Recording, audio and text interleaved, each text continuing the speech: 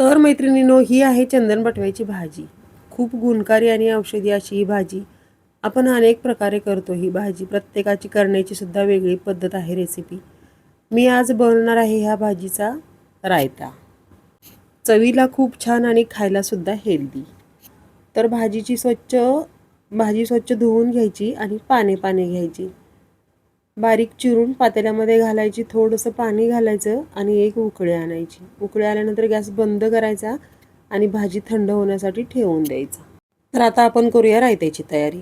तर त्यासाठी दही घ्यायचं पाव किलो 200 ग्राम घट्ट आणि पातळ हे आपल्या पसंतीनुसार. तर जवळजवळ मी पाव किलो दही घेणार आहे बाउलमध्ये.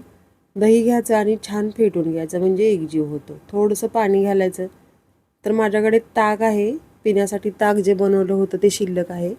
आता दही थोडंसं फेटून घ्यायचं आणि याच्यामध्ये ताक घालायचं. ताक थोडंसं पातळ असतं, त्याच्याने दही थोडं पातळ होतं. सोबतच थोडंसं पाणी घालायचं. असं किमान पाव किलोचं हे अंदाजे 400 मिलीपर्यंत होऊ शकतं, म्हणजे पातळ आपल्या आवडीनुसार.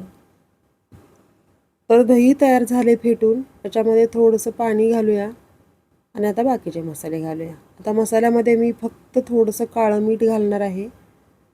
तर पाव चमचा काळं मीठ घालायचं, चवीनुसार कमी जास्त. थोडीशी भाजलेल्या जिऱ्यांची पावडर घालायची. मिरची आवडीनुसार घाला, नाही घातली तरी चालेल.